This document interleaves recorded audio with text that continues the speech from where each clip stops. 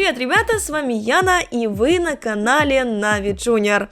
Но сегодня речь пойдет не о юниорском составе, а о команде Na'Vi Youth. Наши парни забрали свой первый турнир и стали победителем ESEA Autumn Cash Cup. Вот об этом мы сегодня с ними и поговорим.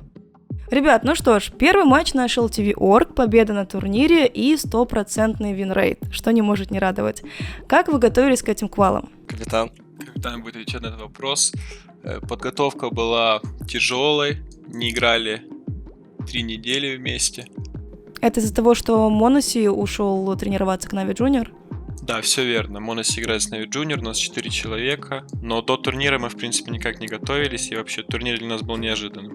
Я в день турнира утром узнал от World 2K сообщение, увидел, что «Привет, вы играете сегодня ESEA, какие планы, во сколько?»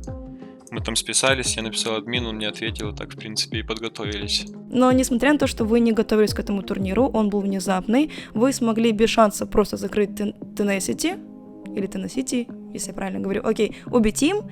Ну, с Yala Sport пришлось немножечко, конечно, повозиться, и вот вы попадаете на ту самую команду XD. Как прошла игра с этой командой? Очень весело. Очень весело. На самом деле я сразу, как и пацаны, в принципе, где-то на втором девайсном, поняли что-то не так, они покупали автонуб, Скар, стреляли в дверь, попадали в смоки, то есть уже было понятно, что что-то не так. И они просто бегали в 5 АВП по одному, делали странные вещи, и это было очевидно, что не читеры. Я помню, я еще на фест где-то в конце августа играл против них, и они тоже как-то подозрительно играли, они прям все знали. В итоге им там через определенное время прилетел бан, и в итоге выяснилось, что это те типы, которых забанили на фесте. Вы вообще тильтанули после матча? Да, это было печально, но от нас ничего не зависело.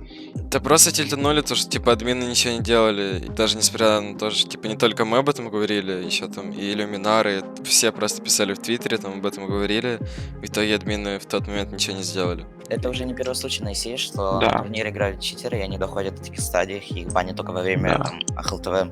Как они отреагировали? Что отвечали? Они написали, мы сказали то, что эти люди забанены на фейсите за читы, типа, как они вообще могут играть этот турнир. В итоге они сказали то, что пока наш античит не видит там читы, их не банят, то, типа, с ними ничего не будет, грубо говоря.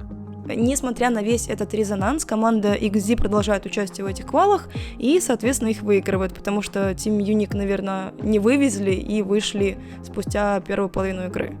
Вы следили вообще за тем, как все развивается дальше? Скажу честно, все было очевидно. Они выиграли первую на топах, вторую проиграли 16-1, то есть специально слили, там сделали какую-то ставку на себя, скорее всего. И очевидно было, что они выиграют турнир по итогу, в надежде забрать вот этот прайс-пул в $4000 или в 3. Почему по итогу спустя практически месяц администрация турнира принимает решение переиграть основную сетку турнира? Потому что их забанили. Что послужило причиной? Раньше там ESEA ставили себя как платформу, на которой вообще нет читеров, там якобы лучше фейста, все дела. И было бы странно, если бы они просто ничего с этим не сделали, даже спустя время. Никто бы, я думаю, не захотел играть на ESEA, когда все видят то, что там играют читаки, и им за это ничего не происходит. Как вы об этом узнали, что вы вернулись в турнир? Они отправили всем на почту, на email, но у меня... мы ESEA в целом не играем, там паги и так дальше, мы играем на фейсите. И у меня email не подтвержден. И я не получил это письмо. И через Steam с помощью World 2K, такой украинский игрок, есть снайпер. Он мне написал в Steam, что мы играем на ESEA, скинул сетку, спросил, во сколько мы играем. Я говорю, что мы играем вообще. И дальше я уже связался с администрацией, и там получилось узнать время. И какие были эмоции, как только узнал, что есть шанс вернуться обратно? Отлично, можем сыграть турнир, новый опыт. Соревновательный мод всегда лучше, чем просто праки играть, да. Как развивали события дальше? Первая победа техническая, должны были играть против микса Датчан. Хороший микс на самом деле, там ребята с АГФ, топ-50 HLTV и пацан с Copenhagen Flames тоже там неплохие, они сейчас в форме, кстати. Но одному с Copenhagen Flames его не отпустили из-за тренировки, я связывался с его тиммейтом. А АГФ в то время параллельно играли на HLTV против LDLC. То есть они просто никак не смогли, и у них этот турнир был не в приоритете. Как прошла игра с Haunted Family? Игра была напряжная, соперники удивили нас. Ворот окей, хороший игрок и лидер. Была борьба. И хочу добавить, в целом, эмоционально не справились, как-то не было мандража, но просто была плохая коммуникация, мы отдали 3 эко по итогу. Ну, как-то все криво делали, но в целом, я считаю, мы держали все под контролем. То есть там счет был близкий, вроде 16-12 или 11. 9-6 проиграли первую половину, зашли за КТ, и там было уже легко, в принципе. Ребят, а был у вас такой момент, когда вы прям четко осознали, что вы выиграете этот турнир? Да, я не в обиду Уник. Я сразу пацанам сказал, если мы выиграем полуфинал, он будет тяжелее, чем финал. Ну тогда давайте как раз обсудим финал этого турнира, матч против Team Unique. Были эмоции у всех в голове разные, там, возможно, волнение, радость, грусть одновременно, и микродетали, какие-то гранаты не попадали, такие мелочи, но по итогу, опять же, я в голове держал то, что мы на 250% выиграем, я верил в свою команду, и все по итогу так и получилось, 2-0. Не так уверенно, как бы хотелось, но окей, для начала пойдет. Какие моменты запомнились больше всего? Честно, не помню. Ну, по крайней мере, я помню один шикарный клатч от Хэтрика, где он остается 1-3, на планете А ставит бомбу.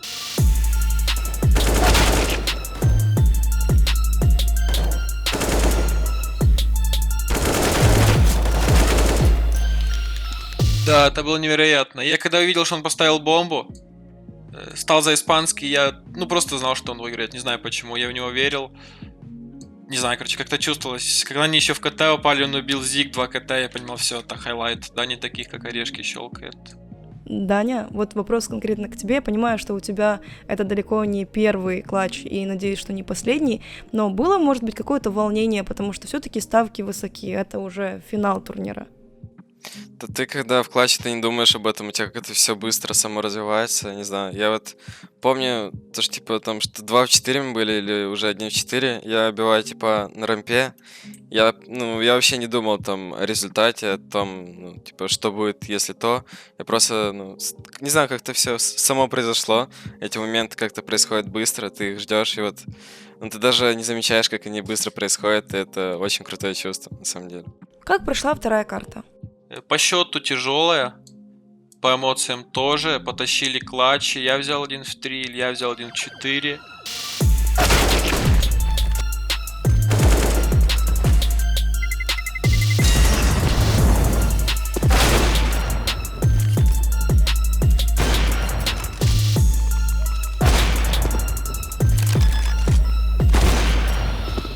Старались тренировать тяжелые ситуации.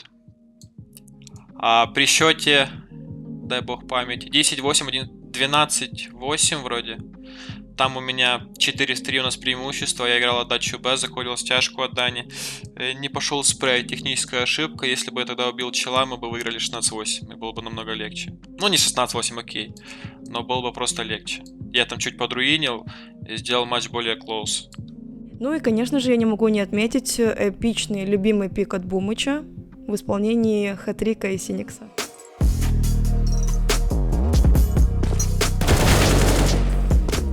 Вы давно юзаете эту штуку?